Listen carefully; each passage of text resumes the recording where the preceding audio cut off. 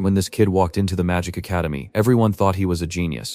But when the test began, Lewin Ardell had no real magic inside him. Before long, the other students started mocking him for being a failure and coming from a poor family.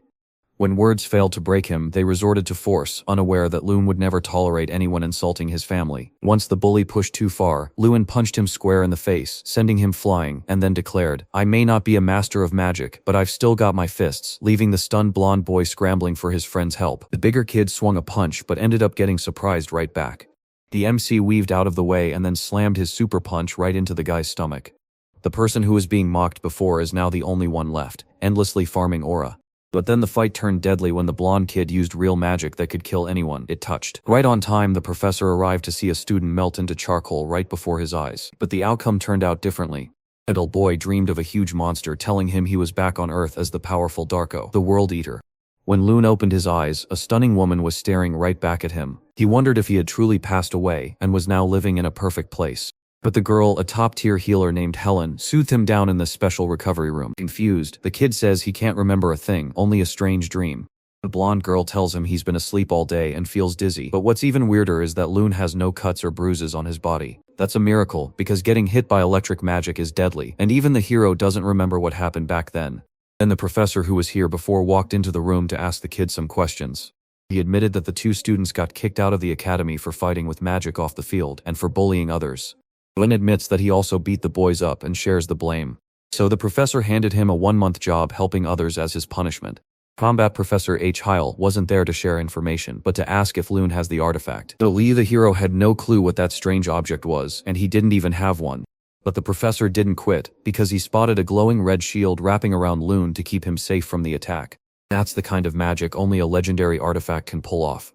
Since the kid clearly had no clue what an artifact was, the professor finally gave up. The protagonist recalled the strange dream from before, where the creature mentioned a status window. As he spoke those words again, the blue window suddenly began to glow right in front of him. Right then, the lovely healer walked back into the room.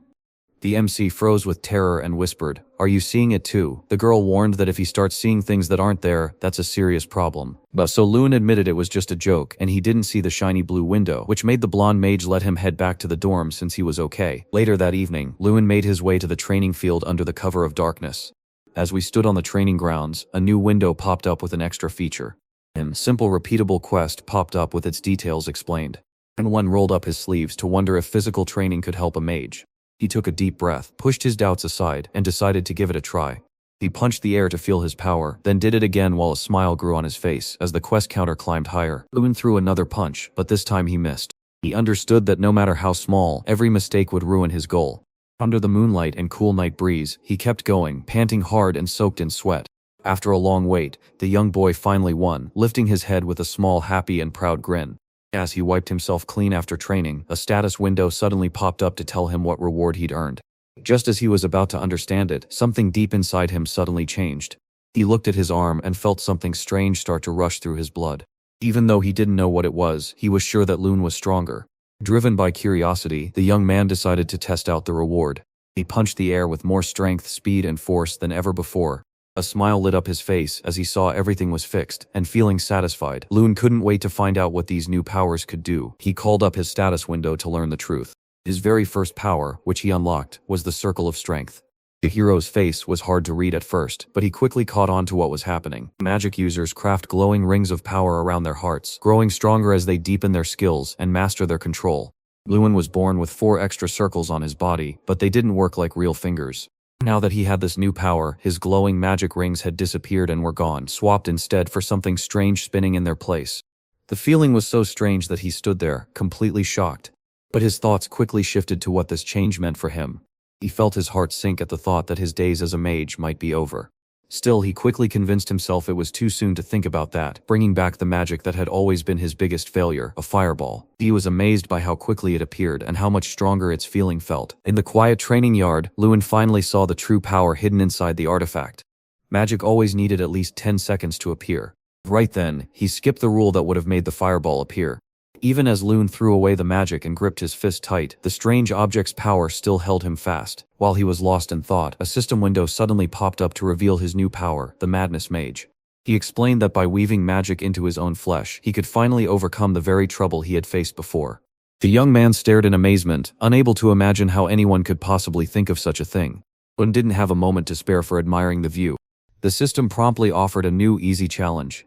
Just put his fresh skills to the test against something real. With a narrowed gaze and a racing mind, the young man finally hardened his resolve. He got ready and quickly hit a straw target nearby. As he launched his attack, he sparked a burning fireball to fuel his strike.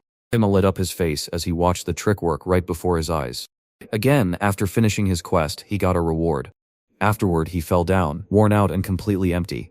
Lying on the ground after everything that happened, his face showed no happiness, only deep thought. Once he could finally use his magic, he wondered who Drow really was, but before he could find out, he was too tired to stay awake and fell asleep. He woke up to the worried chatter of his classmates. Lune slowly opened his eyes, stood up, and didn't seem scared at all by the surprise he had caused the others. He shook himself awake, realizing he'd fallen asleep right there in the training yard. One student even wondered if he'd been drinking. But all the protagonist replied was that he'd slept purely out of exhaustion, then left without another word, leaving behind the distinct feeling that this wasn't the Lune they knew. When they looked back, one of them saw something. One of the straw dummies was completely ruined, left in a pile of ash. It was still early when our hero went back to his dorm, only to find Jason right there, brushing his teeth. Jason asked if he'd been out all night, his voice a mix of worry and curiosity, since it was so unusual for him to be away from the academy. Thinking he might have been with a girl named Lune, he ignored his friend's jokes, threw his jacket at him, and walked straight to the shower. Finally, he washed away the exhaustion from his training. Lune used his break to look at the new quest that had just come in. It was the same quest you could do over and over, with double the goal but only one reward. Realizing it wouldn't be easy, the boy sank deeper into the tub, shrugged off the troubles, and accepted that this was what it meant to become a mage. Thinking about it, a month went by with him finishing quests every single day. He found that missing just one day would wipe his progress away, so he trained every single day without fail, even if it meant skipping leg day, even though keeping that daily grind going was really hard. Luckily, the system kept each training session under 3,000 moves. He shifted his stance, ready to cross the finish line after a month of non-stop work driven by both his own determination and the fresh rewards he'd collected along the way. He had just unlocked a brand new power that worked with his own body. While the clock kept ticking and his classmates whispered about how strange he seemed, Lune just slept soundly through the class. He left the classroom and stepped into the academy's huge library. While he trained, our hero also looked for clues about Dra. But the search was in vain, for we found no clues about the World Destroyer, his status window, or his player title. The young boy reached a spot where there was no way forward. Even the system panel gave no clue about who gave him this power, but Lune's thoughts were cut short when someone shouted his name. Jason asked if anyone had heard the news and looked sad when it was clear the main character still didn't know what was happening. The young man just asked what big thing had just happened. He was completely shocked when he found out that the person visiting was the head of House Ardell. The boy stood frozen in shock when his very own dad walked right up to watch him.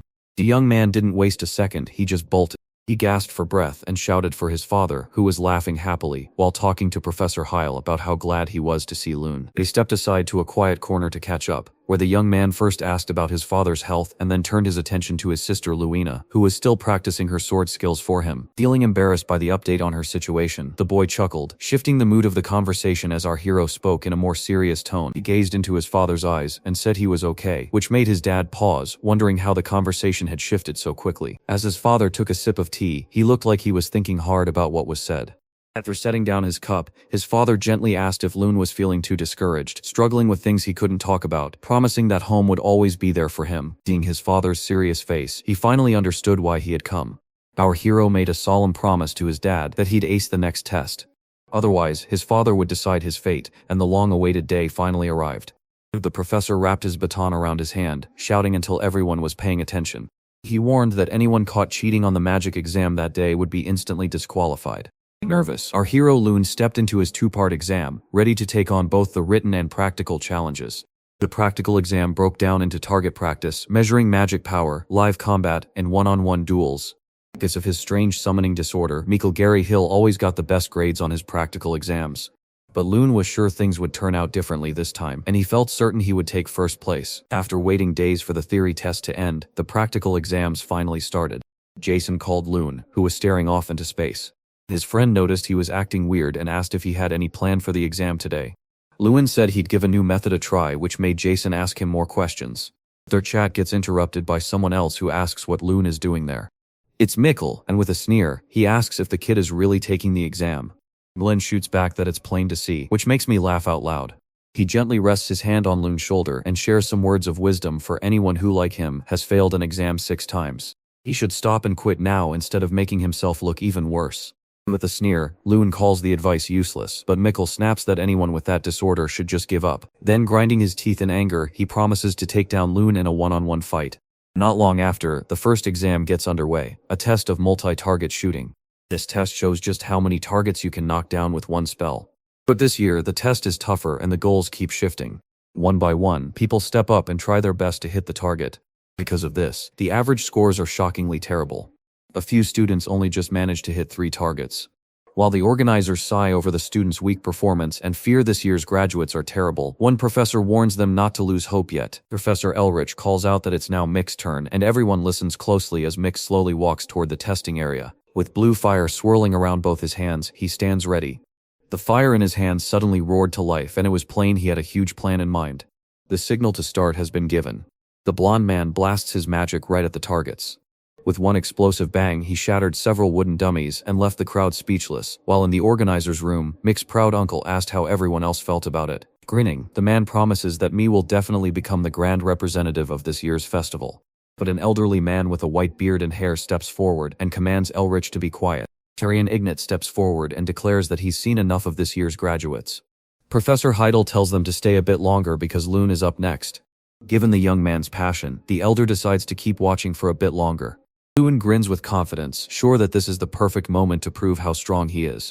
The moment the judge shouts start, the boy slams a burning ball into his palm. Suddenly, every last thing around him bursts into a roaring blaze of fire. The professors and students alike are left speechless by how quickly that kid throws the ball. Mike sneers at his classmates, claiming Loon can't hit his targets and calling the protagonist worthless trash. But while Mike gloats, Loon secretly warps time and runs faster than ever before. He can bend time to zoom across any distance in just 30 seconds. Basically, Loon has become a massive, all-consuming firestorm. The whole area is swallowed by fire, with sparks flying everywhere. From above, the professors and organizers watch everything closely, while the students below stare in total shock. Loon pulled it off with sheer confidence and explosive effort. The wooden targets burst into 1,000 splinters. A shocked judge reveals that Loon has hit 27 targets. Whispers flew through the school as the students stared in total disbelief. Cheers rang out from the organizer's room. Even Mr. Ignat joins in to praise the hero, and some students start cheering for his amazing show. Imok, while burning with anger, tries to figure out how Loon pulled off that impossible trick. Now Loon gets cheers and praise from everyone, something he hasn't had in the last 6 years. On the other hand, Loon feels a warm sense of satisfaction, finally getting something he had always dreamed of. Professor Elrich can't believe his eyes, saying he's never seen anyone cast a spell and hit the mark all at once. Professor H. Heil argues that magic knows no bounds and holds endless possibilities. He says that if everything goes right, it's not magic, it's just math. While Elrich keeps arguing, Mr. Ignat lifts his hand to stop him. He says that today he saw a perfect magic trick done by a student. But it looks like some professors disagree with that idea. Mike's uncle is absolutely furious, convinced that Loon is the one who started all the trouble.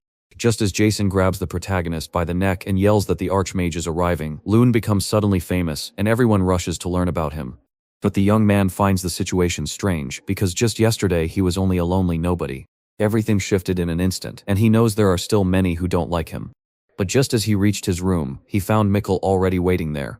Will stares seriously at the blonde boy, who warns him to stop bragging about fake magic points, but Loon fires back by calling him a sore loser, which makes Mikkel so angry he grabs Loon by the collar. Loon just calmly holds the hand of the one who is trying to make him angry. Mikkel feels a sudden weird tingle and looks at his hand, startled and confused about where this new strength came from. As Loon steps closer to Mike and suggests fighting one-on-one, Mikkel gives his hand a quick tug to break free from Loon's grip. He asks, "Do you really think you're good enough to fight me after all the low scores you've gotten lately?" Loon replies with a serious look, "You'll just have to wait and see." And as he leaves, Mikkel orders, "Don't fail the next test, Loon." Walking out with a heavy heart, certain Loon will definitely fail today's practical exam. Suddenly, Mikkel feels the sharp sting of a hand squeezing tightly around his arm inside his pocket. He takes another look and starts to wonder if Loon really is a mage. The sun shines down on a sky dotted with just a few clouds, and the boys gaze at a stone statue before stepping up for their second practical exam. With Kram's statue as the test, students must weave their magic upon it to earn their score. Lewin asks his friend if all they have to do is hit the statue with the magic they trust most. Though the ogre statue is famous, it always gives out low scores. The participant summons a lightning storm to strike the statue. A dark voice echoed out of it, saying the mage had only managed to gain 1 point. But to make things even worse, the voice mocks him and tells the kid to quit trying with magic. Next, a girl with a ponytail and a confident grin steps up. She slowly lifts her hand and asks everyone to watch closely. Right away, she casts an ice spell at the statue. The ogre's voice growled that he'd never forget her incredible feat, then cruelly called her a piece of trash. The girl gets just 2 points and immediately bursts into tears. While others keep playing and getting terrible scores, they just keep getting made fun of. Jason tries to start a fight with the statue, but the judge shouts for him to go back to his place. Next up is Mikkel Gary Hill's turn. Mikkel stares hard at the statue and throws his magic at it with both hands.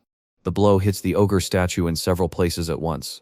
The statue shakes its head in disappointment and asks if you are Josh Gary Hill's son, to which Mikkel proudly replies that he is the 3rd son, only for the king to call him less talented than his weeping father and award him just 27 points, while the judge tells me to calm down and calls the next contestant, Lewin Ardell, who scowls at his own nervousness before clenching his fist to charge his fire magic. Before he strikes, he first speaks his name to the statue.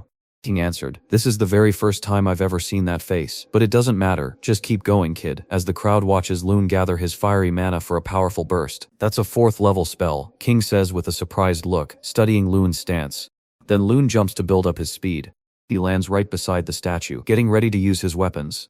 With full focus, he kicks the ogre right in the face.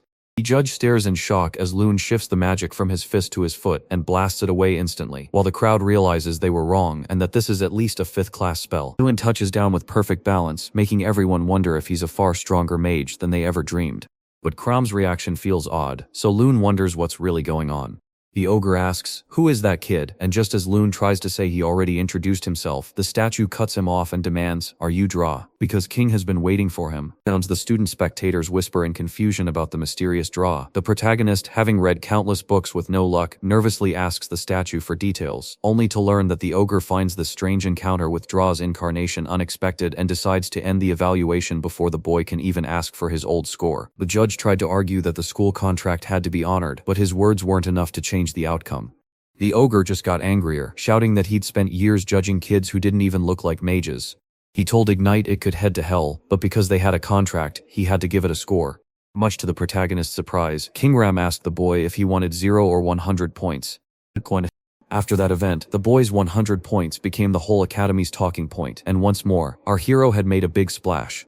Professor H. Heil walked up and told me that the dean had heard about my score and wanted to give me a reward. He gave him a tiny rolled-up piece of paper. The young man read the words "artifact room" and asked what it meant, but the professor gave no answer and simply told him to follow. They walked into a dark room and started walking down the stairs. Hidel told us that this section of the academy was the only forbidden place. Knowing this made Loon even more confused about why he was being taken there, and when the professor stopped in front of a door to say this was the artifact room and he could go no further, Loon stood there bewildered. Feeling a bit scared, the hero asked if he should keep going by himself. Because it was a reward, the boy decided to take the chance and go in. The room was so huge it held endless treasures that seemed worth a fortune. Watching everything around him, the young man guessed that this place had to be Archmage Freud's magical storage. Originally, a voice broke the quiet silence and made him jump, asking, "You seem lost." King Ram, who was also in the room, noted that the boy seemed to forget his own value. But this time, the ogre wasn't a stone statue anymore. The ogre said that this was the only spot where he could wear his own skin. Timlon asked the monster what it meant when it said it didn't know its own worth. Cram answered that it was exactly so, leaving the young man completely baffled. He held the same rare artifact as Draw, a one-of-a-kind treasure the likes of which had never been seen before. Then the ogre asked how he had gotten it, and what his connection to Draka was. Loon admitted his own curiosity and asked, "Who the hell is Dra?" while the ogre's glowing red eyes locked onto his face. He said that Draco was a creature who dreamed of becoming a god. One day, Draco arrived to visit the Sky Peak tribe where King Ram lived. His strength kept growing every single day until the tribe knew there was no way to beat him. Because the ogres respected him, Draco lived right among them as one of their own. For nearly a century, he taught King, the tribe's leader, how to speak and wield magic. Loon stood frozen, wondering how a person could live 100 years, but the grinning ogre simply said that the being was not human at all. He was really the black dragon Dragonia all along. The protagonist stammered, completely shocked and trying to believe that dragons were actually real. That the young man had heard stories about dragons being the source of magic, but he thought they were just tall tales. King Ram showed that Draco couldn't use magic, so he learned to fight like Loon by sending power through his hands and feet. Loon finally realized that Draka had probably been treated just like him once before. Draco carved out a special kind of magic that only he could ever learn to use.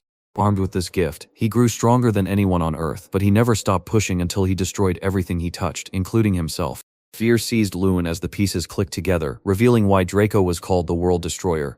His status screen flashed to give him new powers, letting him talk to ogres and boosting his skills. Clutching the glowing orb named Strang, he stared at it, wondering what this true embodiment of power actually was. Cram told us it was a quest reward and asked us to take a closer look at the glowing orb.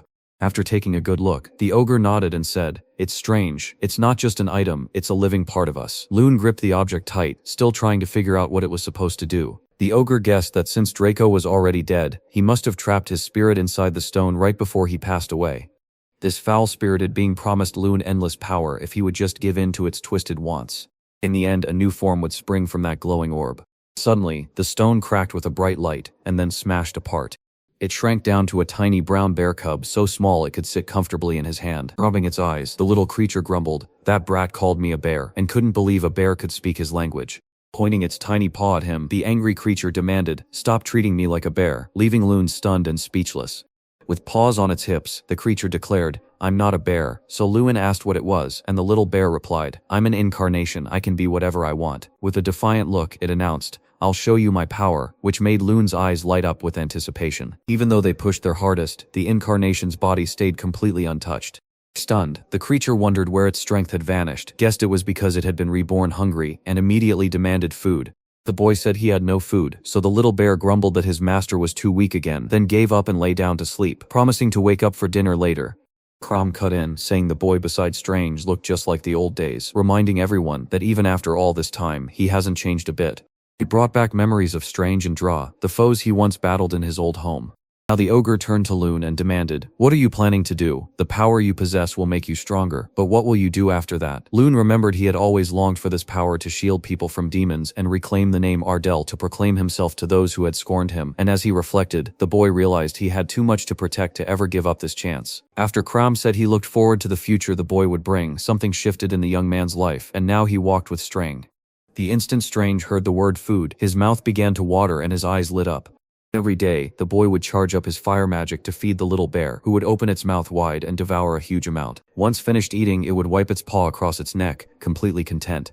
The raw power Loon earned from his missions fueled every bite of the food he devoured. Strang's special power pushed the hero to grow so fast that it became a lifesaver. As the little bear grew stronger, Loon's bonus power soared until, at 31 stars, he was pumping out a mind-blowing 310 strength. Even with fewer than 1,000, he felt a huge rush of power. Driven to grow faster, Loon pushed Strang to ask how Dra had managed to become so powerful. Strange, always the troublemaker, smirked and said, "If you want the secret, hero, go get me a glass of water." Loon's eyes grew cold and he growled, "You don't need to tell me, bear, if you're eager to starve." There were endless ways to gain power, taking on harder quests, crafting stronger items, or finding lost treasures. Even cooking an ogre's tendon can brew a powerful potion. But these powers were way out of his reach, needing a strength of 1,000 to master. Even with his new strength, Loon knew he was only just getting started. Loon pushed himself so hard every single day that his strength finally reached 930. That's when the third Royal Combat exam began, a day he had been eagerly waiting for to test his ability to manage risks as a mage. Jason started his turn by throwing a huge fireball, but a silly mistake almost burned up his knight friends, and in that instant, he was out of the game. The knight stepped in to keep students safe and check how well everyone worked together. The exam dragged on for 10 hard days, forcing everyone to fight different monsters depending on how they scored. Days turned into weeks, and on the last one, the air buzzed with excitement. Everyone felt a nervous excitement about the scary test waiting for them. A loud roar tore through the air. Suddenly, a massive orc charged out, roaring as his huge muscles shook, for these dangerous creatures, who were bigger than people but just as smart, ran wild everywhere across the land. The students froze in terror as a chilling question echoed in their minds: could someone actually die from an orc attack? As the crowd fell into chaos, Professor Heidel stepped forward, his very presence bringing calm to the panic.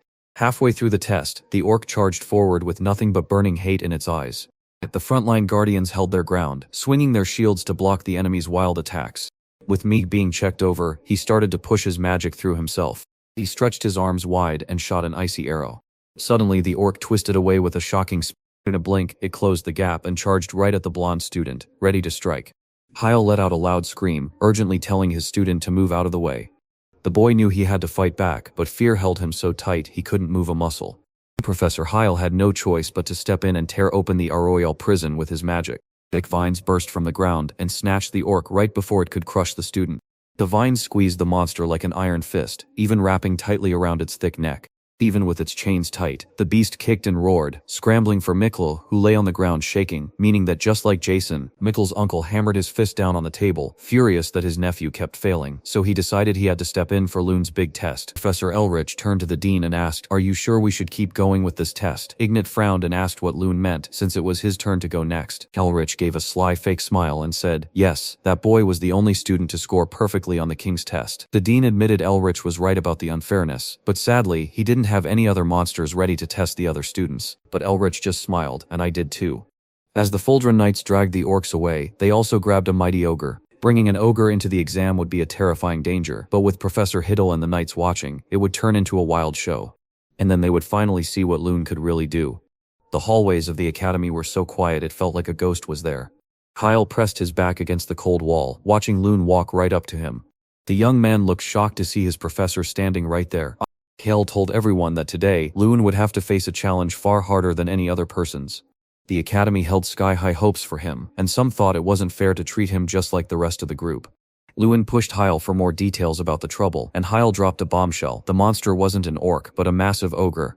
The news hit the boy so hard he looked like he'd been struck by lightning. The monster's huge hand was held fast by thick, looping chains. It let out a loud roar, fighting hard to get free. The knights also got ready, holding their weapons tight. Even the captain refused to let an ogre be part of the student test. An ogre could smash a human head flat or tear out a spine with just one hit.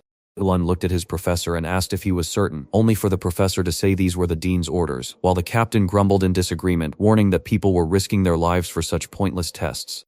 Loon knew for sure that he was risking his life. As Loon stepped up to the captain, the knight growled, "Who are you?" and Loon replied that he was just a student taking the test. As the knight watched the young man stand ready to fight the ogre, he grew so angry he could barely believe what he was seeing. Even though the professor and the knights promised to keep him safe, Loon decided to take a different path. The captain shouted, "You're going the wrong way. What are you doing there when you should be right behind the knights?" Loon insisted on fighting at the front, boasting that his spells were special, but the knight couldn't stop him and warned that it was too dangerous to throw his life away, so Loon just threw off his cloak and stood there with a bold smile. "I'm desperate," he said as he pushed forward, but the captain felt not a trace of fear in the young man's heart. Professor Yahello stepped up to tell Loon to get ready, because the exam was about to start, and then he snapped his fingers. Suddenly, the chains holding the ogre's arms flew open. A loud, piercing scream tore through the air just as the monster lunged at the knights. With a daring move, Loon leaves the soldiers behind and charges forward. The captain screams for the boy to stop, but Loon pulls away and the ogre gets ready to hit him with all his might. Meanwhile, Loon hurls a blazing fireball straight at the monster. Their fists smash together with a bang that lights up the whole place. As fire explodes and flies everywhere, the soldiers can only watch, unable to do anything. The captain sees that the boy used a short-range spell when it mattered most. Kyle stares at everything with a serious look, making every student watching feel the heavy force of the fight. Elrich and Ignat stare on, wide-eyed and completely shocked. It was impossible for a student to charge straight at an ogre in such tight space. But as the dust finally settles, Loon is still standing there. The captain can hardly believe the boy is still alive, while Yahello lets out a satisfied smirk. The captain puts a hand on Loon's shoulder, calls his name and scolds him for not explaining his plan before trying it. Loon calmly apologizes and asks if he would have let her go, but before the other can answer, Loon cuts him off to say there's no time and they must finish the exam. While the furious ogre stands there snorting in anger, the captain tells Loon to stay back, admitting the boy is strong but warning him that the danger is deadly. The smartest move was to stay still and let him deal with it, but Loon started creeping closer and closer. He stands firm on the front line, refusing to move even though the captain ordered him to. It stares hard and says, "This is my test, let me finish it." The ogre, huge and 5 times Loon's size, gave him a fierce glare and a loud snort. With no fear in his heart, the boy stepped forward toward it. He was so brave because of 2 special reasons. Could talk to the giant scared ogre standing alone against a crowd of angry mages and knights. The other mission was to strike the enemy first for 30 strength points, a daily reward that Loon knew would give him a huge edge. Now that he knew the truth, the boy didn't need a second to act. After their fists crashed together and lit up the whole place, the ogre finally felt the full power of its enemy. The room was quickly swallowed by fire and burning hot air. Someone got his first win by striking first, but the fight wasn't done yet. Loon heard the ogre roar a promise to kill him. Suddenly the monster jumped and raced straight at the boy. Loon moved swiftly past the soldier, leaving him with no way to stop or protect him. The ogre let out a terrifying roar and swore to smash the boy's head. Just as the blow crashed to the ground, Loon ducked away quickly, knowing the hero had to hunt down his opponent's weak spots, so he chose to bend time around himself. The captain couldn't believe his eyes when he saw the boy zip past so fast. Loon knew he had to rush in quickly, so he charged from the perfect angle, spotting an opening to strike the ogre right where it was weak. The knight stood and watched in shock as the boy fought with such bravery. At the students watched him, feeling a strange change in the air around him. Even though Loon tried his best, the ogre fought back hard. The giant beast wound up its arm and slammed its huge hand down with all its might. Loon managed to block the enemy's punch by kicking out with his knee. Even so, the ogre grabbed Loon's other leg, effortlessly flinging him away, and as the boy flew through the air trying to brace himself against a wall, something caught him off guard the moment he landed. The ogre didn't wait, he swung another punch right away, smashing the wall behind Loon into pieces. Loon moved with his usual quickness to dodge, then suddenly popped up right behind his enemy. The ogre hissed with pure hate, "You cursed little rat," so Loon didn't even think twice and rushed forward to strike the monster right in the face. It hit the floor with a loud crash that shook the air. Liu then jumped right onto his enemy and stood tall on its chest, having won the fight. With a surge of new power, the boy shouted that it was time to finish, leaving the ogre so shocked he wondered if the hero was really human. Loon was shocked by the monster's reply, wondering if it really expected an answer. It could talk just fine, yet the boy ignored his opponent to blast a fiery explosion from his mana, and the rage of the ogre inside him pushed him into a furious frenzy. This set off a massive burst of fire from the ogre's body that filled the whole area with intense heat. The opponent's eyes looked dead. Loon stared hard at his enemy, wondering if it was really the end. And Strange, who had been watching the fight, realized the boy was much stronger than he had expected. Hushed whispers spread through the crowd, with everyone wondering if Loon really had beaten the ogre. Suddenly the students exploded with joy, cheering wildly for Loon, while Elrich stood frozen in shock and frustration. Ignite cracked a small smile as he watched the scene play out. Our hero stood alone as the only one who managed to beat the terrible ogre. The captain stepped up and demanded to know who had taught him that spell and those moves. He couldn't believe that the young man had figured it all out by himself. But with eyes full of confidence, the young man stood his ground and insisted he had truly learned it all on his own. Professor Heidel leaned in, and Loon grabbed the moment to ask about his test scores. But the master stayed quiet, lost in his own He admitted he never thought the young man could do it, but just like always, the kid proved everyone wrong. And in that very moment, our hero realized he had passed the test. Hearing the news, Loon's face lit up with a confident smile, and since his test and mission were done, he unlocked a new skill called Player's Eye. Strange said the young man was finally stepping into the game as a true player. He knew that skill was something only a real player could have. Now he could spot anyone, even if they tried to hide or disappear completely. Plus the mini-map finally became available too. And could finally make out everything within a 500-meter stretch around him. He could also see a target status, but the surprises just kept coming. Strang told Loon to take a good look at the ogre and use her power. Loon did what he was told, and a window popped up showing all the important details about his target. Loon tried to read Professor Heidel's notes, but the words wouldn't let him. This happened because he couldn't see the bigger picture. His view was blocked from anyone far above him. As he got stronger, he would find even more information waiting for him.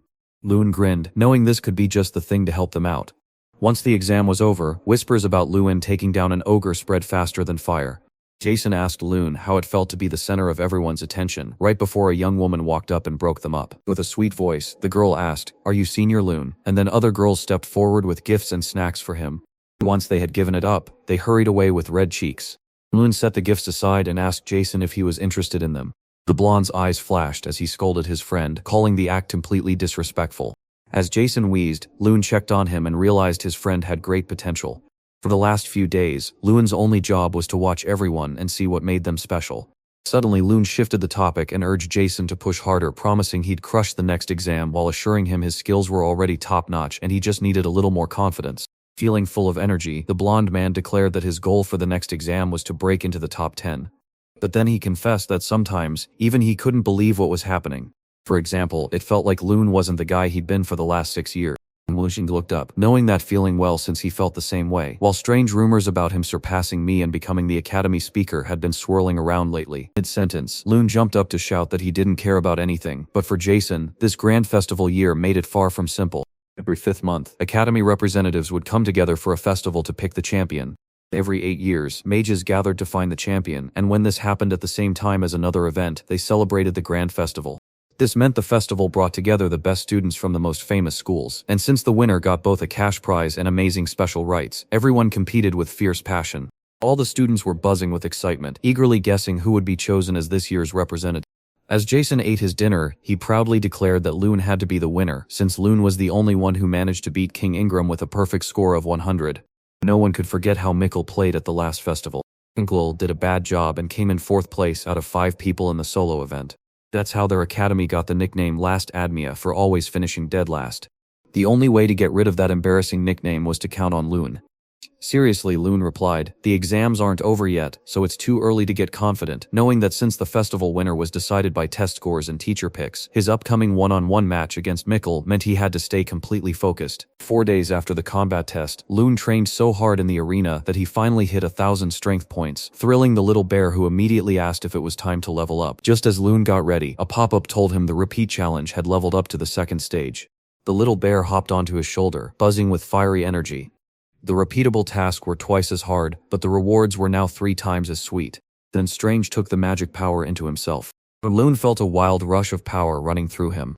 A huge burst of light filled the whole place, even shocking Loon as he saw the little bear's flames grow bigger and hotter by the second. His eyes grew wide as he wondered what this amazing turn of events could mean. Meanwhile, Professor Elrich sat there, lost in his own deep thoughts. He couldn't stop replaying the image of Loon smashing the ogre over and over in his mind. He wondered if the protagonist could stand up to Mikkel and walk away with a win, though he knew it probably wouldn't happen.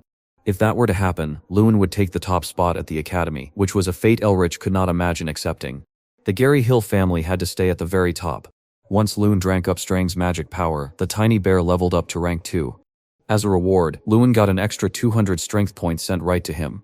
The young man walked up to the bear and said, "You've changed a lot." Thanks to him, the hero's power shot up fast, all the way to 1200. Strange smirked with arrogance and said that the quest was harder now, but the rewards had gotten better too. Loon looked at his phone and saw the truth staring back at him. Since he was already training at the highest level, this task wouldn't be a big deal. But then a question popped into his head, and the young man asked what real combat training actually looked like. It puzzled him that when they first met, he had promised he could become anything. From now on, the little bear could turn into anything he wanted, though he still had some limits, and only when he reached rank 5 could he finally become a human. The creature sneered and asked the boy if he wanted to see what it could do. Suddenly, Strange's body started to move and change shape. A twisting whirlwind wrapped around his once small and weak body. As the spinning whirlpool swelled up, the tiny bear twisted and turned until it looked like a horrible, spooky scarecrow. The being didn't seem impressed and just said it was different from what he expected, but when he attacked the young man, the scarecrow warned him not to underestimate the stranger who had been very helpful while Draco was training. So Strange was now the practice dummy for all the quests. So, the two would have to train in combat every single day. Since he wasn't very evolved yet, Strange was as powerful as a third-class mage. But once he regained all his strength, anything could happen. If Loon wanted to, he could turn himself into a dragon or a demon. Loon asked them to jump straight into training with Strange, showing off his magical powers. The little bear's eyes sparkled with delight as he chuckled and gave in. A ball of light formed in his paw and quickly turned into a magic staff. Even if Strange's magic hit the protagonist, it would just push him back without causing any real harm. And since Strange himself was safe, he was truly the perfect training partner. Energy surged from the staff as the little bear warned, "I'm starting now," and Strange unleashed a spell to begin the training. Loon dodged quickly and thought that since he was training hard, Mikkel was too, so he couldn't wait for the test day. Mikkel told his uncle he was getting mad at Loon and asked what he could do now. But that complaint just made Elrich angrier, so he snapped at Mikkel. He was the one who needed to try harder. He leaned into his uncle and admitted that he'd heard rumors Elrich was the one who boosted Loon's grades and came up with the plan to make him fight an ogre. Thanks to Elrich's help, Loon scored perfectly, a result that would be disastrous if the Gary Hill family ever found out. The professor clenched his teeth and asked if the blonde was trying to blackmail him. Twinkle yelled at the man to quit talking nonsense and start helping them find a fix.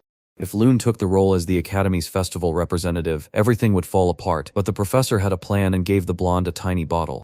Amp appeared to recognize the awakening herb, which was also called the blazing flower. A magical herb from the cold north was used by some to brew powerful healing potions. Eating it cut your mana use in half, but you'd also feel no pain and might not know if the person you're fighting is a friend or an enemy. Elrich was shocked that Mikkel had actually paid attention in class, so the blonde student worriedly asked if his uncle meant he needed to drink the elixir to fix his family's honor after losing the test, but Mikkel pointed out that the Hyla professor would notice any sudden changes until Elrich smiled and revealed that all the anti-doping exams were actually his own responsibility. Then he gave him a special drink to hide any proof that the blonde had taken something. Michael had to swallow the vial after eating the blazing flower, and he shouldn't be scared because they were both the same person named Gary Hills, which was how they moved forward. His uncle used a very convincing tone to ask his nephew once more if he would agree to the plan. The day for the one-on-one fight test had finally come, and everyone walked into the mana barrier room. Every year the crowd packed the venue so tight you could barely move. The big fight between Mikkel and Lewin, which everyone had been waiting for, was finally about to start. As the two rivals moved closer, Lewin felt his nerves tighten and knew the big moment had finally come. Strang noted that the opponent likely guessed Lewin would go for close fighting and probably got ready for it. But if Lewin managed to get close, a single punch would be all it took. To make the fight feel real, they set up the arena with real hills and rocks. The professor stepped into the arena between them and asked if they were ready. Lewin locked eyes with his foe, and in that cold stare he spotted the truth. Mikkel wasn't acting like himself. For once, Lewin wasn't acting proud, but something felt wrong, so he checked his status. The young man activated his special sight and saw that Mike could cast 2 spells at once while in a wild, uncontrollable rage. Lewin had never seen anything like it and knew there was more going on, likely something hidden and masked by a drug. Before the test, Professor Elrich did the checks himself, and that made everyone suspicious right away. The professor steps forward to explain that only dark magic is forbidden, and a spell's power will decide how many points you earn when it hits an opponent. You can rest easy, because magic is nearly useless here, so no one will get hurt. Lewin holds up his hand and asks what happens if someone gets caught using an illegal potion. The professor warns that the student will be disqualified and tested for expulsion, yet when asked why he cares, Lewin turns away and mutters, "It's nothing," while the judge spreads his arms and orders both of them to take their places. With Lewin being the only one who can see the hidden statuses, nobody will trust him until he finds real proof. The two rivals stare each other down while the professor waits for the fight to begin. Now Elrich shouts for everyone to start fighting. As soon as the signal is given, the two boys rush at each other, their eyes burning with hatred. Mikkel instantly creates a glowing green spell in his hand. As he jumps toward Lewin, magical roots burst from the ground and grab the young man's feet. But Lewin breaks free so easily that the crowd is left staring in shock, proving the fight isn't over yet. The mana barrier can dull the spells, but it can't stop the boy's raw strength. Shouting, the blonde asks, "Did you really think it would end there?" And suddenly a magical skull appears in her hand. The skull blasts fire straight from its mouth, right at Lewin.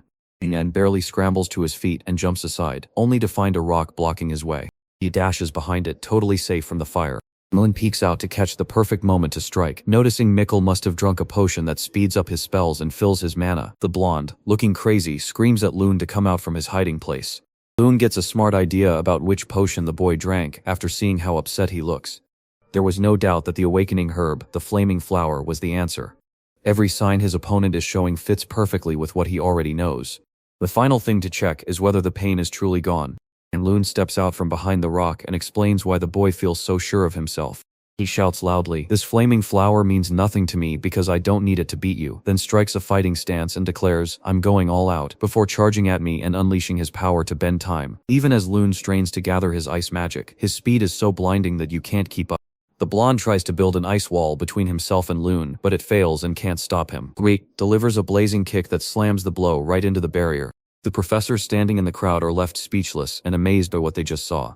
In a last-ditch effort, Mikkel summons a huge fire-breathing lizard to attack the boy, but Lewin meets it with his own power, charging his fist with earthquake energy before slamming the ground so hard that the shockwave instantly destroys the beast. The students stare in shock as Lewin uses an earth spell to completely stop the fire attack. Terrified and screaming, Mick is completely lost until he notices his opponent closing in on him. He begins screaming and pleading with Lewin to stay back. With a sneer full of mockery, Lewin leans in and whispers, "Don't be a coward, take this," holding his hand just inches away from the boy's shaking face. With just a tiny tap, a massive boom blasts out loud enough to be heard far beyond the Colosseum walls.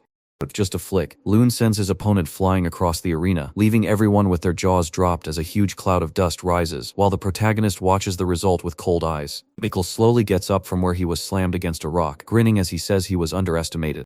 But Lewin doesn't give him a moment to finish.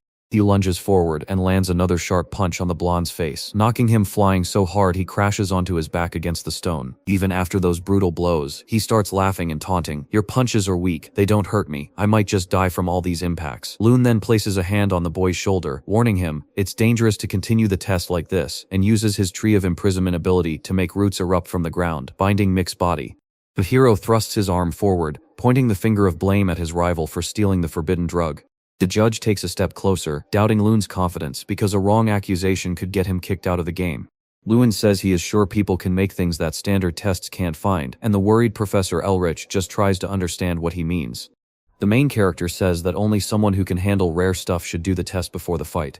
Within the academy, there is just one person who matches that description. The other professors start looking at Elrich with doubt. Meanwhile, Elrich steps up and demands to know if I'm implying that Michael took drugs, which I did. Loon nods with proof in hand, only for Elrich to suggest retaking the test, but Loon reveals a magical elixir was used to hide the truth. The professor then asks what he thinks we should do next. Loon puts his hand on the tree that holds Mikkel captive and says he will show the proof right away. But with just one hand, he hits the tree so hard it bursts apart. Loon points out that the same thing hit Mikkel in the head just before. Even though Mick's magic was stronger than usual, he kept laughing and standing after getting hit when he should have been knocked out cold. Even though he's stuck, he keeps laughing like the pain doesn't bother him a bit, and then asks if Elrich will still deny it despite all the proof. The dean lets out a scream that echoes through the arena, calling for Professor Elrich. The man is so filled with rage that his anger is visible from far away.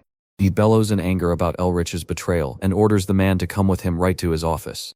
The professor knows he's in big trouble and can't get away with it. Mike keeps laughing while stuck fast by the roots. After everything that happened, the fourth test ends fast, kicking Elrich and his nephew out, while finally exposing all the dirty secrets of the Gary Hill family. Loon gets a new name, the General Expeller. Next, Loon steps toward the huge door that the dean has brought to life. While he waits, a strange power begins to move through him. The moment the boy steps into the room, he is totally blown away by what he sees. The room is actually just an open field he knows well, the land of Ardell. But when Loon takes a closer look, he realizes the place isn't quite right. Before him stands the King of Mage's throne, and the boy wonders why it has ended up here. A knight pops up right behind him and asks what he's looking at. He says that Malar, the demon lord who first invaded the land of Freya, used his own eye to build a place where anyone looking into it would be forced to see their wildest dreams come true. Malarok's eye showed us what we truly wanted, and the world Loon saw was just a mirror of his own heart. He dreamed of bringing the lost Ardell lands back to life and rising as the most powerful mage ever. The knight asked Loon if she wasn't curious about what she had seen. The dean admitted that seeing a world where students acted like students and mages acted like mages was something he dreamed about, knowing it wouldn't be easy to make happen. The door groaned open, and they stepped out into the air. Loon took one final look before walking away. He imagined himself holding a trophy, surrounded by happy friends, celebrating a big win. Next, he walked out in his graduation robe, showing that he had finished training at the academy. All those visions made him smile. Back in Ignat's office, the dean slid a steaming cup of tea across the desk for Loon. While the boy drank, Ignat just watched him. He told us he called Loon just to figure out how Mikkel could see the blazing flower and other drugs being used. Loon swallowed hard, not knowing what to say, as he explained that Mick's aura felt totally different because of his aggression and strange mana flow. From what Dean Ignite could tell, Loon looked more convinced than suspicious. Protagonist chose not to reveal his true power, instead telling everyone he just used his muscles to win, since the arena was built to block magic. Even after taking so many hits, Mikkel just kept laughing like nothing hurt, which could only mean the blazing flower was doing something strange. Ignite thought that even though the boy was very young, he was quick-witted and full of talent. As the academy's dean, he felt terrible about what happened and promised Loon that the Gary Hill family would leave him alone. And Ignat also had an offer waiting for the young man. He asked if Loon would like to be the academy's face at the big 7th month festival this year. That question left Loon stunned, asking for a spot that every student there desperately wanted. The protagonist closed his eyes trying to swallow his emotions, first thanking Ignite for the offer, even though he had no experience and hadn't fought in 5 years. His mana problem made his recent years wasted, so he felt powerless to compete in such a big festival. But to Dean, none of these were real problems. Actually, Loon was more than capable of winning the whole thing. It might have been a bit scary, but Ignat knew the hero had what it took. He was like a hidden ace that suddenly showed up right when we needed him most. To his rivals, Loon was a total stranger they knew nothing about, leaving them in the dark on how to beat him. Loon thought they knew nothing about him, unlike me who had always been right in the center of attention.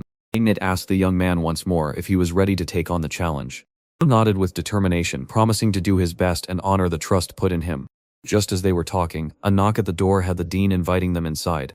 Ignite explained that the body art classes were far more practical than magic lessons, which is why he had invited the new professor. Win looked like he knew that man. Golter Perante noted that the student didn't look very happy to see him. Dimwas Knight led the Fulgrin troops and was one of just 2 elite rank 6 knights in the Radiant Kingdom.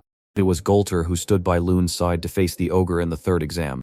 Before the lesson started, the knight had to make sure a few things were right. Golter learned from Professor H. Heil that Loon was a mage forced to fight right up close. The hero nodded to say yes. Having watched Loon fight in the last battle, Golter saw that his every move was sharp and had no wasted effort. But no matter what, it was clear as day that the young man had never truly learned the art of fighting. Those moves might have fooled a giant beast, but a true knight would see them coming like a bird spots a hawk. Loon realized Gulter was right because the moves he'd learned kept repeating over and over. But the knight told the boy that if he learned his lessons, he could go beyond the basics. He asked if they could get right to work on their training. For a knight, his feet were everything, so Loon had to learn how to walk right. He had to learn to walk before he could master the proper body arts. Knights usually learned their heavenly fighting skills at the training center. Lien flicked his arm, sending a sudden rush of wind blasting out. Besides sword skills, the celestial martial arts were made up of exactly 36 different moves.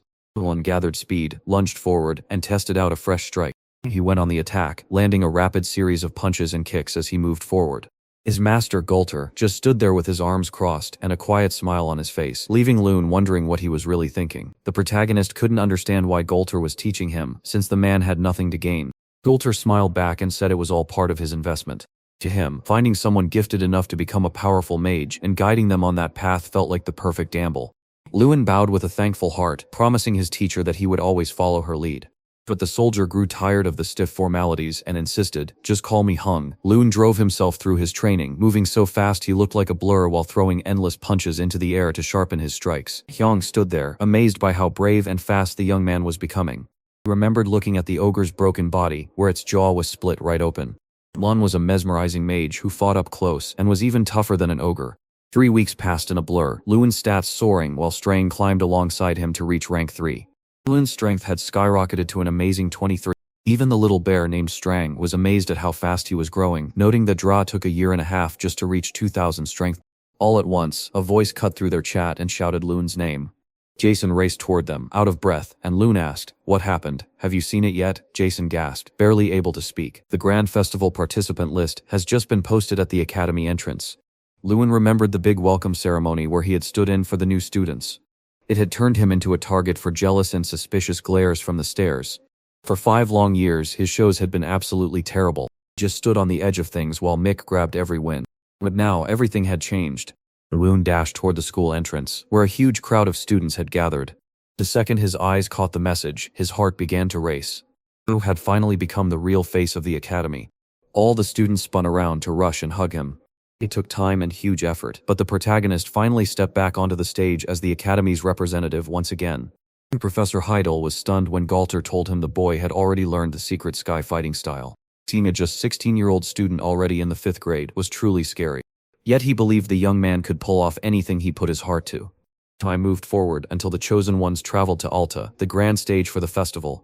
Inside the bustling monorail, students chattered about the ride, but while most basked in the excitement, Loon closed his eyes trying to concentrate, even as others either loved the journey or mocked it. Finally, a fed-up student shouted, "Stop the childish acts and be quiet," making the protagonist glance sideways and realize trouble was coming. It was Hanks Mickle's loyal follower who took part in last year's festival. He sneered that if the students really thought Loon could pull off a miracle at the festival, they should just give up. Another guy with spiky hair jumped in and said Mickle had a much better chance.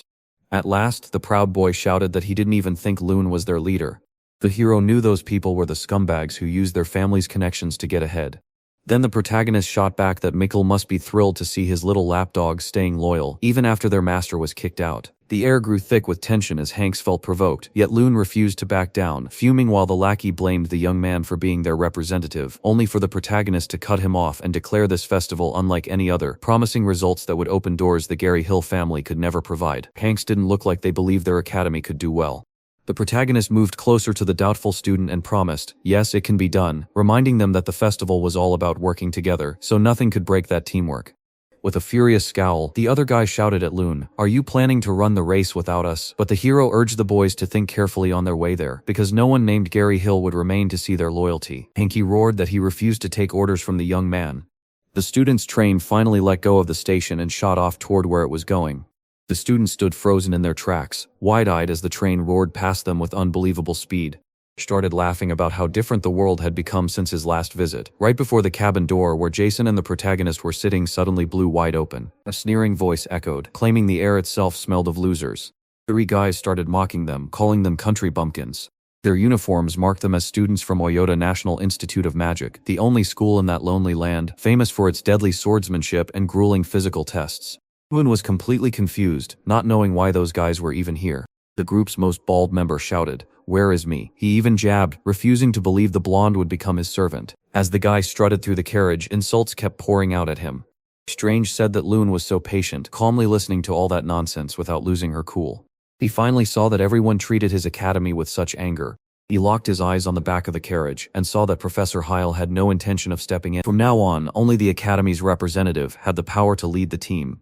The bald man rested his weight on Hank's seat and asked for Mikkel again, only to be met by a stern reply from the back saying he was probably still in bed with broken ribs. It was Loon who made the brave choice to end the invader show, standing tall and ready. The bald man's shoulders slumped as he whispered, "So, he's the academy's new rep," while admitting it was his first time meeting him. Then he strutted right up to him, acting like he was the king of the world. He stepped forward and told them his name was Seda Maliri, the voice of Yoda Academy. Then our hero stepped forward and told everyone who he was. It was all it took for a proper hello, so Loon told the man to leave the carriage right now. Before he went, he had to say sorry for all the things he'd said. When he heard those words, Seda flew into a rage and scoffed, asking if he really had to apologize. The bald hothead spun around to Hanky's and demanded to know if that guy had told the new rep about him. And if he hadn't, he deserved another beating to learn his place. Loon glanced around, took a moment to think, and then figured out what was going on. That was the reason every student shivered just looking at the Yoda guys. They were likely all worn out from fighting against Seda Malsi. It looked like a plot to break their hearts right before the big game. It felt like the huge party had already kicked off. With a sneer, the protagonist dared Seda to fight, and the angry Seda only got more mad as he wound up his fist to hit Loon. Just as he was about to move, a hooded stranger stepped out and commanded him to halt.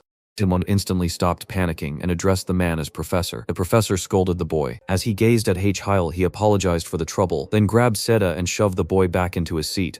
The bald man marched away angrily, promising to meet Loon again. Our hero stood tall, knowing that being a representative wouldn't be easy. Back in the Yoda carriage, Seda demanded to know why the professor had cut their conversation short, especially since he was the one who had suggested this plan.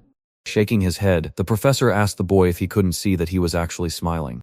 Professor Heil wore a smile as he watched the bald man, looking like he had been waiting for just that moment. It was hard to tell if that Loon's confidence was real or a trick, but he definitely hid secrets and was nothing like the quiet guy they fought before. Tista went quiet, deep in thought about what his professor had said.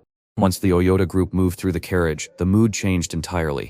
Students crowded around Loon, talking loudly about their big group contest even though they didn't have a team leader yet.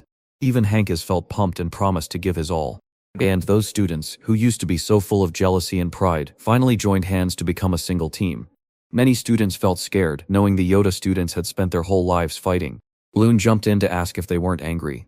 Didn't act, those bullies would have mocked them even harder and made them into catamongs just like the others. Loon challenged, "Will you be mocked forever? You let those guys knock you down, and because of that, you've been treated like nobody special for 5 long years. Don't let your pride make you fight right now," the spiky-haired boy said as he walked up with Hanks to tell him he'd decided to make him the goalie for the Arrowball game. It looked like cronies had finally chosen to stand by Loon's side. Next stop is the Duchy of Alta, so everyone, please grab your bags. Within the vast Imperial Federation of Riak, the Duchy of Alta stands alone as the sole peaceful haven, untouched by the Empire's endless wars. When violence erupts anywhere on Alta, the mighty ruling empire swoops in to punish the guilty. Because of this, Elaine organizes huge global magic shows and fencing contests like the Festival of Magic and the Grand Sort Prix. The Academy students are so shocked by the place that they can't stop talking about it. Jason says it feels like stepping into a completely different world, one that is totally unlike the state Damon is in. Uin is still shaking from the shock of seeing Alta. Just like any kingdom's heart, the city feels ancient and old, yet everyone moves with a calm and relaxed pace. Looking around, our hero feels like a small-town kid who just walked into a big city. The students pile into the carriages as they head off to their beds. On the way to their lodging, Heil and Loon talk, and the professor warns the boys to stay away from other schools' rooms, even by accident, because a fight there would bring trouble. As the professor stares him down and speaks, our hero feels like he's being personally attacked. Something snaps Strang's focus, so he lifts his head to see what it was. The little bear is jumping around with so much excitement that even Loon can't believe it. He says he caught a scent that was truly fascinating. Then the tiny creature jumps right off the boy's shoulder. He studies the shadows closely, convinced that Draco's ancient treasure is hiding just out of sight nearby. The next morning at Ignite Academy, Jason is still half asleep while Loon is already dressed and rushing. He practically zips out the door like he's in a huge rush. Strange nods to confirm it, and the little bear promises that the spot will show up on the mini-map very soon. Bago's a sign points to the entrance of the all-teens memory-touching workshop, and here we are. Our hero tiptoes into the shop. The little bear figured that since a black dragon had used it, the thing had to be hidden in a special spot, even though the place looked totally normal. Lynn had pictured it hiding in a shady black market or locked away in a noble's vault. He flicks on his gamer's eye superpower and sees a strange glow hiding inside. The glowing artifact pours out such amazing power that it lights up the whole room. This ring was Draz's first find, but it quickly turned into a disappointment because it didn't really do anything useful. Disappointed, the hero crosses his arms as Strang laughs and calls it unique. The ring doesn't just help you fight off attacks, it also stops even a warm hug from your girlfriend from touching you. Even if the ring seems like a useless trinket with no real purpose, it's still worth keeping because it secretly boosts your strength by 200 points, which alone makes it a great find. The ring seemed made just for Loon, fitting him perfectly, so the boy asked the shop owner how much it cost. The old man refuses to charge for the old ring, so Loon, feeling grateful for his kindness, decides to buy something else instead. In moments like this, his trained gamer's eye makes it easy for him to spot just how rare every item is. As he looked across the shelves, something grabbed his attention. You hold a rare book filled with the secrets of magic and sword fighting. Just as he stretched out his hand, a girl with white hair came walking up to him. Irene glanced at her and instantly knew her name and rank. Irene Prius, a fifth-year student at Siki Women's University with magical power beyond belief, stood out as a prodigy. The legendary mage Terran Artemis, also called the Frontier Mage, picked Irene to join his group of 11 young prodigies for the next generation. Glenn heard rumors about this girl being a genius for her age, but the truth was even more amazing. Irene spoke in a hard voice and ordered him to drop the book, but Loon refused, saying he was the one who touched it first. She introduced herself by saying he'd already found what he wanted and was just waiting there to grab this book. If it didn't seem like too much trouble, she'd really love to grab that item. So he asked Irene to explain why she really wanted that book, since nobody else ever bothered to look at it. Clutching her sides with nerves, she couldn't speak but then turned red and mumbled that it was a personal matter she wouldn't explain. Loon figured it wasn't just a school assignment but likely an order from the king, so the hero tossed the book to her and said it was clearly something she needed. He turned around and began rummaging through the shelves for something else to pick up. Irene watched him, feeling her heart swell with thanks. Back at the dorms, Loon told everyone about meeting the girl and they all got super excited. Jason and Hanks couldn't help but ask if she was as stunning as everyone said and how they'd met, while the blonde man burst into tears, claiming he'd spent his whole life dreaming of just holding her hands once. Hank bragged that he'd really spotted her at the festival and even sat right next to her. The two boys instantly started arguing over something that didn't matter at all. But then Loon revealed that the girl was actually incredibly powerful, finishing in the top 2 every year and losing only once to Doom Prime. He was the star student at the Rain School of Magic and Soldier Training, making him the most famous mage of his age across the whole continent. He also held the power of the glowing Sword of Radiance. Finally, Loon realizes why Irene must have that book to beat her rival. But being a magic swordsman isn't as easy as it looks, since swords hold less magic and mastering those knightly skills is a real challenge. But Doom Prime is different, for his rare sword and skill far outshine any ordinary knight. Jason starts complaining about the guy's crazy luck, noting that he's skilled, wields powerful artifacts, looks handsome, and is rich. All that talking leaves our hero lost in thought. Even though Irene learned the 5th level of magic when she was just 16, Doom Prime always manages to win against her. He doubts he can beat these famous geniuses, especially since he's just the kind of nobody that no one cares about. Ignite's words still ring in his head, and he knows he is one of the chosen ones to win. With his eyes shut tight, the young man swears he will prove that promise true by giving it his all. Suddenly the door flies open, and a kid with wild hair storms in, shouting that the festival's opening ceremony schedule is finally out. The news snaps Loon right out of his focus. He gets up and walks toward the door. His thoughts were locked on the grand festival, a grand event that had just kicked off. Students from all over the school are waiting with excitement for the event to begin. Our hero feels even more nervous and just can't wait to see who he'll be fighting next. As symbols flash across the big screen, a voice announces their enemies, the Academongols. Man casts a worried look over her shoulder as the other person keeps bragging that this will be an easy win. Seda notes that taking on Ignite first is a stroke of great luck and they'll get to have some fun. But Loon knows better and he believes the Oyoto Academy is the absolute worst team they could possibly face. They're famous for playing by their own unfair rules, and many students have been left scared by their tricks. Teda keeps sneering at them, saying their opponents are so weak they're not even worth a warm-up. The insults keep piling up, and the Yota students can't help but laugh.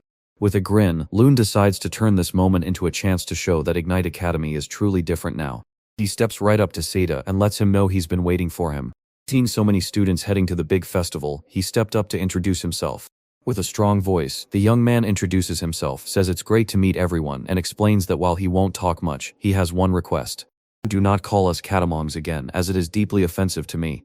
Amazed Seda, the arrogant bald guy, is totally stunned by this attitude. Loon has stayed in last place for way too long and is finally fed up with it. So now he's stepping up to battle for the crown. The Oyota students cheered each other up and promised they would never stop calling them that. And Seda laughed off Lewin's words and demanded to know who he thought he was, while Lewin suddenly felt a spark of power in his mind as he remembered what his dean had said. He shouted that he was the unbeatable ace and promised he would never run away again. Back at the Oyota Academy dorms, the students started arguing so loud it felt like a storm had broken inside. The boys argued about who Lune Ardell was, but after a little digging, they found out he was once a student who never finished his degree. Then, right at the end of the term, he suddenly scored a huge 180 points, turning into a genius with amazing grades. They figured his sudden surge of confidence had to come from this unexpected success. Ida remembered his professor's strange warning, knowing Lune held a secret they hadn't figured out yet. But he quickly waved off their worries, calling them nothing but silly nonsense. Stretching out lazily, he promised to handle them in time using the old Oyota ways. While at Ignite Academy, everyone except the team captain was getting ready for the big mana grenade launch competition tomorrow. In this challenge, teams threw glowing mana grenades at giant golems, with the fastest squad to blast them apart winning the game. A worried student stepped up to Lune, his voice full of doubt and asking if we'd ever be okay without our hero. Even though Lune always tells the truth, he admitted that Ignite doesn't have as many talented people as Oyota Academy. Yet, he felt in his heart that they could still win. If they truly pulled together as a team, they could absolutely win this group competition. So they had to break apart into specific teams right away. One team will craft the mana grenade, another will carry it, a third will attack the golems, and the fourth will sabotage the enemy by healing their own golem. The students muttered uneasily, but that plan will take forever to defeat the golems, until Lune narrowed his eyes and started drawing up a sharper strategy. He then looked at the group and asked what they thought about what he just said. "We won't end up last, we'll be the ones at the front," he said with absolute honesty. He was ready to pour his heart into helping them, even for games he didn't play himself. For teams with strong individual skills, the old way worked fine, but for Ignite it would have been a deadly waste of precious time. Jason nodded and said he trusted Lune, and Hanky agreed. At that, spirits lifted and the whole team jumped on board the plan. Hanks took the helm of the squad tasked with building the grenades. Kanzi stepped up to take charge of moving the burning grenades. The protagonist sorted the teams by their strengths, and his gamer's eye let him see exactly what each person could do and what they needed to fix. As time passed, the students started feeling braver in their skills. As soon as every student found their perfect team, even the most doubtful ones felt a sudden rush of hope. Feeling relieved, Lune was thankful for his amazing ability to bring a great team together. Remember that feeling sure of yourself is the very first move toward winning. Just as hope started to grow, Fulham arrived at the meeting beaten up and hurt. Worried, Lewin sprinted to Fulham to demand answers, only to learn that Oyota's rep and his gang had trapped the boy. At the Yoda facility, a loud crash shook the halls. Owen showed up at the doorway just as Seta was waiting for him with a warm greeting. Nay, Seta sneered and dared Lune to face him, but the protagonist calmly ordered Seta Maliri to come over for a serious talk, even as Seta laughed and called him crazy. Lune gripped Seta's shoulder with crushing force, forcing the man to his knees until he had to bow. Seta was shocked and furious by the show of strength, so she threw a punch that Lune easily dodged. He grabbed his rival's arm and squeezed hard, growling that hurting another student outside the arena would cost him dearly, while Seta crumbled to the floor in pain and glared up at him. Lune looked him right in the eye and offered to bet on it. Back at the Ignite facility, the students were all talking excitedly about the bet. Hero is someone who saves their friends, but this sparked a fierce fire in the students, making them even more determined to win. But in the middle of all the noise, one student broke through to say they had to hurry to Alta Stadium. The Grand Festival was a huge gathering where mages from all over the continent came together. In the old days, the best mages here could change the course of history. You could see the change in the Ignite students, who were suddenly full of confidence and hope. For Lune, feeling the rush of standing where legends were born was truly electric. The old man with a mustache declared the opening ceremony was over. Lune turned to head back to his quarters, but then he noticed something that made him stop. Spada gave him a fierce look and told him to stay alert, promising she wouldn't let her guard down again before the bald man turned and walked away. But the one opponent Lune really wanted to study wasn't Seta Maliri. He turned his eyes away to focus on the infamous Doom Prime, the festival's champion and head of the Rain School's magic and soldier training. If they won enough games, Doom Prime would become the scary boss they had to beat. While Lune was lost in thought, a voice broke through to tell him he was the sort of person who always seems to draw trouble right to himself. Ariane stepped up behind him with a grin on her face. She said she had seen him just yesterday, which caused a huge mess and even started some trouble at the Oyota dorms. Alta was such a tiny town that Irene figured everyone already knew what had happened. Lewin looked embarrassed and explained he only wanted to chat, not cause trouble. Since he had kindly given up his book for her, Irene told him a piece of advice: it was best not to stand out. Lune fired back, wondering if he should play along and hide his real strength. He said he had to run off because the runners for the first race were starting to show up. That quick poke made Irene feel a bit on edge. In just a few minutes, the grenade event was about to start, and the Ignite students were getting ready. James shouted with excitement that today they would finally show everyone they were no longer the Academy Mongols. The boys marched to the festival grounds, and before long the very first challenge began, leaving everyone a little puzzled. Until now, winners were chosen by individual skill, and having a team together was rare. The crowd was already buzzing about who would win, but most were convinced the Yoda would take the trophy home. Loon couldn't stop the harsh words from the crowd about his school, while Irene, standing just behind him, stared at his reaction in disbelief. Even though the Ignite Academy's golem was missing an arm, the students refused to give up and kept pushing themselves forward. Lewin didn't join in, but he yelled out lots of helpful tips from the crowd. Guided by him, the Academy smashed the golem's right arm right off. He was so mad at what he saw that he nearly exploded with anger. Tata let out a scream, wondering how his team could be losing to the Mongols. The Ignite team didn't hold back, hammering the Oyota golem so hard it never had a chance to get up. His veins swelled up with pure hate. Irene clamped her hand over her mouth, completely stunned by what she saw. It was winning because he was playing with perfect strategy. But this plan only works if we can measure just how strong each person really is with perfect accuracy. Lewin instantly found the book Irene needed and lined up his team, matching each person to their strengths. Irene couldn't help but wonder who Loon really was, especially since he had never shown his face at any other festival. Jason flung a glowing grenade at the golem with all his strength, smashing a chunk of its body apart. Teta stood frozen, with no words left to say after seeing that. He choked down his fear and couldn't find a single word to say. The giant golem they fought fell to the ground, completely broken. The students hugged each other, joyfully cheering about their win. Everyone thought the Mongols would win the mana grenade toss, and they did earn that victory. The Academy Mongols finally rose out of last place, letting Yoda, now called the Oyota Scraps, take that title. The capture the flag game between the team representatives was about to begin, and everyone from Ignite cheered for Loon.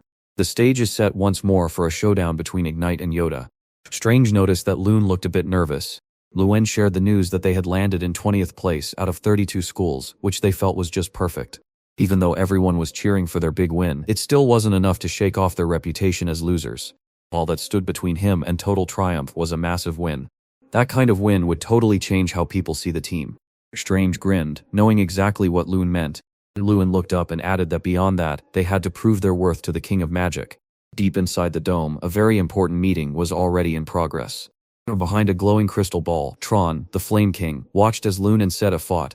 He remembered that Ardell had been one of the 11 human kids in the running. This kid was born with huge talent and could instinctively use magic as a baby, which made it even more heartbreaking that he suddenly developed a magic disorder. The Ignite representative snapped back, asking if it wasn't Terran himself who had called the child useless. That question made Terran, the man with long white hair, let out a small chuckle. He felt Ignite's choice of a representative was a terrible mistake with no real plan behind it. The Ignite rep shut his eyes tight, feeling totally sure of himself, and told Terran to just look with his own eyes. Strange pressed Loon about his strategy, knowing he needed to close the distance.